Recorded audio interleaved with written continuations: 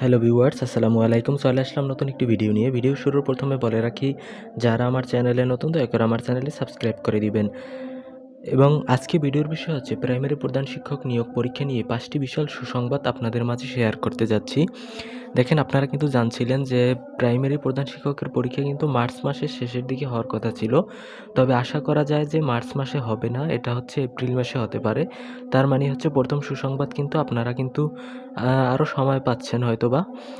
তো দ্বিতীয় নম্বর সুসংবাদ হচ্ছে পদসংখ্যা কিন্তু বাড়বে। পদসংখ্যা বাড়বে মানে আপনার বর্তমানে যে কয়টা পদের অধীনে আপনার সার্কুলারটা প্রকাশ করা হয়েছে, তো যেহেতু সময় বাড়তেছে এজন্য কিন্তু আপনার এর ভিতর কিন্তু অনেকেই ধরেন সিট ফাঁকা হয়ে যাবে, মানে অবসরে চলে যাবে। অবসরে চলে গেলে কিন্তু যেমন আপনারা দেখতে পারতেছেন যে প্রাইমারি সহকারী শিক্ষক পরীক্ষার জন্য যেভাবে আপনাদের আবার শূন্য কোঠাগুলো চাচ্ছে, ঠিক সেইভাবেই কিন্তু আবার কিছু 200-300 পদ বাড়ার সম্ভাবনা আছে। তার মানে কিন্তু আপনাদের জন্য এটা দ্বিতীয় সুসংবাদ ছিল যে পদসংখ্যা বাড়ার সম্ভাবনা আছে। তারপরে আরেকটা হবে, আপনাদের যাদের ওয়েটিং লিস্টে রাখবে তাদের সেখান থেকেও কিন্তু আপনারা অনেকে চাকরিটি হয়ে যেতে পারে। কারণ হচ্ছে অনেকে ধরেন 2-3 মাস চাকরি করার পর সে অন্য একটা ভালো চাকরি যদি পায় তখন সে এটা রিজাইন দিয়ে চলে যাবে। তখন রিজাইন দেওয়ার পর কিন্তু ওই সিটটা ফাঁকা হয়ে যাবে। সিট ফাঁকা হলে তখন যারা ওয়েটিং লিস্টে থাকবে সেখান থেকে ডাকা হতে পারে। তো এরপরে হচ্ছে দেখেন, আপনার তারা কিন্তু বলে দিছে যে 10 থেকে 50তম বিসিএস এর বিগত সালের প্রশ্নগুলো আপনারা একেবারে ব্যাখ্যাসহ যদি পড়েন তাহলে বলা যায় যে অন্তত 10-15টা প্রশ্ন আপনারা কিন্তু কমন পেতে পারেন বা সম্ভাবনা আছে। কারণ কিন্তু হচ্ছে এই বিসিএস এর প্রশ্ন প্যাটার্ন যারা করে তারা কিন্তু একেবারে এই যে সহকারী শিক্ষক বাদে এই প্রাইমারি প্রধান শিক্ষকের পরীক্ষাটা কিন্তু তারাই নিবে। সুতরাং পিএসসি কিন্তু প্রশ্ন করবে মানবন্টন সম্পূর্ণ বিসিএস এর মতো হবে। তবে বিসিএস এর মতো হবে বলতে আপনার যা যেমন বাংলা, ইংরেজি, অঙ্ক, সাধারণ জ্ঞান এবং বিজ্ঞান এই মানবন্টনই আপনাদের পরীক্ষা হবে। কিন্তু প্রশ্ন প্যাটার্ন করবে কিন্তু যারা পিএসসিতে যারা আছে ওনারাই কিন্তু এই প্রশ্ন প্যাটার্ন সাজাবে।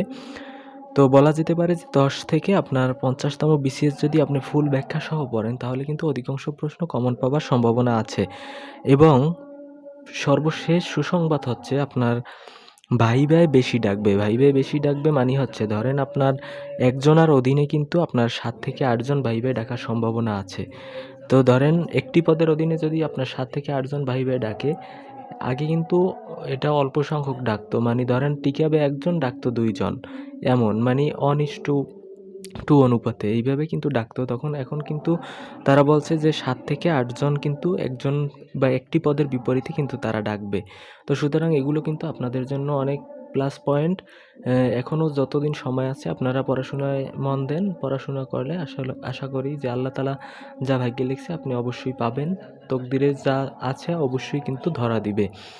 তো আশা করা যায় সামনে ভালো মতো একটি প্রধান শিক্ষকের পরীক্ষা অনুষ্ঠিত হবে এবং আশা করি সকলের তো আর হবে না, আল্লাহ যাদের কপালে লেখছে বা ভাগ্যে লেখছে তাদের অবশ্যই চাকরিটি হয়ে যাবে।